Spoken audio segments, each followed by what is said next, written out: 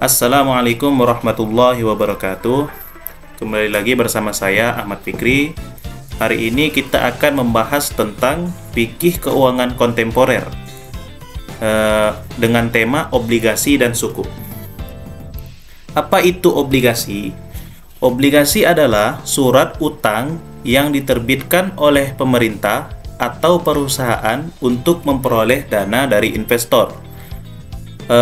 Obligasi menurut konvensional yaitu memberikan keuntungan dari besaran bunga yang ditetapkan. Sedangkan menurut syariah yaitu memperhatikan sisi halal dan haramnya selain keuntungan. Obligasi syariah diterbitkan berdasarkan fatwa Dewan Syariah Nasional Majelis Ulama Indonesia. Karakteristik obligasi. Yang pertama adalah nilai nominal. Nilai nominal adalah jumlah uang yang akan dibayarkan kembali kepada pemegang obligasi pada saat jatuh tempo. Kemudian yang kedua adalah kupon.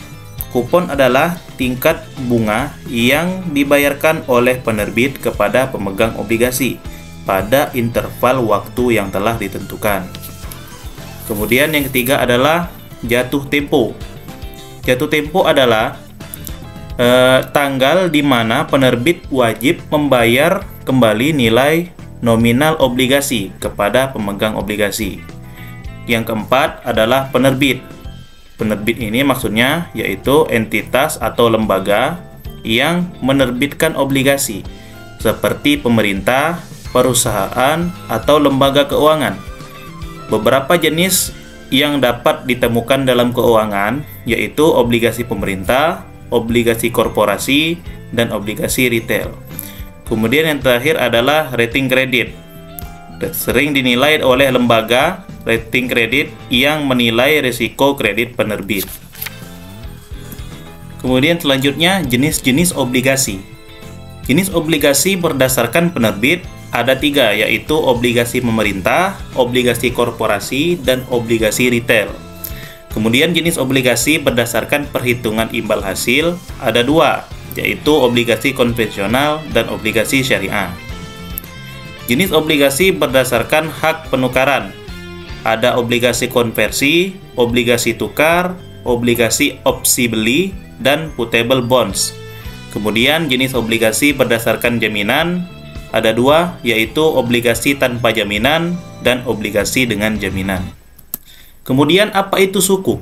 Sukuk adalah surat berharga atau sertifikat tanda kepemilikan suatu aset berbasis dengan prinsip syariah. Sukuk juga dikenal sebagai obligasi syariah. Sukuk adalah instrumen investasi yang diterbitkan oleh negara, perusahaan BUMN, atau pihak swasta. Apa saja syarat-syarat sukuk? Syarat-syarat sukuk yaitu yang pertama adalah sukuk harus mewakili kepemilikan saham dalam aset atau usaha yang menghasilkan keuntungan atau pendapatan. Kemudian, pembayaran kepada pemegang sukuk harus berdasarkan bagi hasil dari keuntungan atau pendapatan yang dihasilkan oleh aset atau usaha tersebut. Kemudian yang ketiga, nilai yang dibayarkan kepada pemegang sukuk pada saat jatuh tempo harus berdasarkan nilai pasar saat itu, bukan nilai pokok awal. Kemudian, sukuk harus diterbitkan berdasarkan prinsip syariah dan memenuhi persyaratan syariah yang ditetapkan. Kemudian berikutnya yaitu jenis-jenis sukuk. Yang pertama adalah sukuk ijaroh. Sukuk ijaroh adalah instrumen yang didasarkan pada prinsip sewa. Dalam struktur ini, penerbit menjual aset kepada entitas pembiayaan dan kemudian menyewakan kembali aset tersebut kepada penerbit atau entitas lainnya. Kemudian yang kedua adalah sukuk mudharabah. Sukuk mudharabah melibatkan kerjasama antara penerbit dan pemegang sukuk. Penerbit bertindak sebagai mudharib yang mengelola dana yang diperoleh dari pemegang sukuk, dan keuntungan dibagi antara keduanya sesuai dengan kesepakatan sebelumnya. Kemudian yang ketiga adalah sukuk musyarakah. Sukuk musyarakah melibatkan kerjasama antara beberapa pihak dalam kepemilikan dan pengelolaan aset atau proyek. Pemegang sukuk adalah mitra pemilik proyek dan kerugian dibagi sesuai dengan kesepakatan awal. Kemudian yang keempat adalah sukuk murabahah. Sukuk murabahah melibatkan pembelian aset oleh penerbit dengan sumber dana yang diberikan oleh pemegang sukuk dengan harga yang mencerminkan laba yang diinginkan.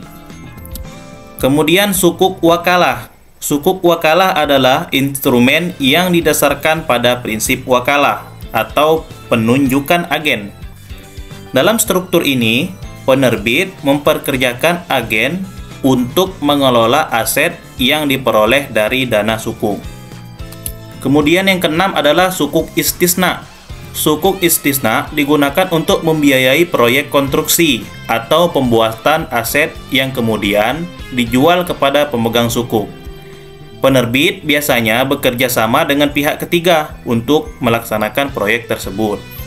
Kemudian ada sukuk salam. Sukuk salam adalah instrumen yang digunakan dalam pembiayaan pertanian dan produksi barang. Dalam struktur ini, pemegang sukuk membiayai produsen yang kemudian menghasilkan barang atau komoditas yang kemudian diserahkan kepada pemegang sukuk dengan harga yang telah disepakati sebelumnya. Kemudian ada lagi sukuk Qard Hasan. Sukuk Qard Hasan adalah sukuk amal yang digunakan untuk tujuan sosial atau kemanusiaan. Kemudian ada perbedaan obligasi dan sukuk.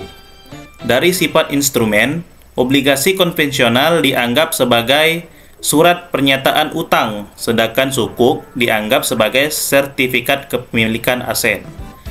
Kemudian, obligasi konvensional tidak memerlukan bukti kepemilikan, sedangkan sukuk memerlukan surat berharga syariah negara sebagai bukti kepemilikan. Kemudian perbedaan dari imbal hasil. Yang pertama adalah imbalan yang didapat dari sukuk dapat berupa imbalan bagi hasil serta margin yang didapat dari uang sewa atau ujroh. Kemudian imbalan yang didapat dari obligasi konvensional adalah bunga dan capital gain. Kemudian perbedaan dari proses penerbitan dan penggunaan dana. Sukuk harus diterbitkan berdasarkan prinsip syariah dan memenuhi persyaratan syariah yang ditetapkan. Sedangkan obligasi tidak harus diterbitkan berdasarkan prinsip syariah. Mekanisme sukuk diawasi oleh Dewan Pengawas Syariah yang berada di bawah naungan Majelis Ulama Indonesia, sedangkan obligasi tidak diawasi oleh Dewan Pengurus Syariah.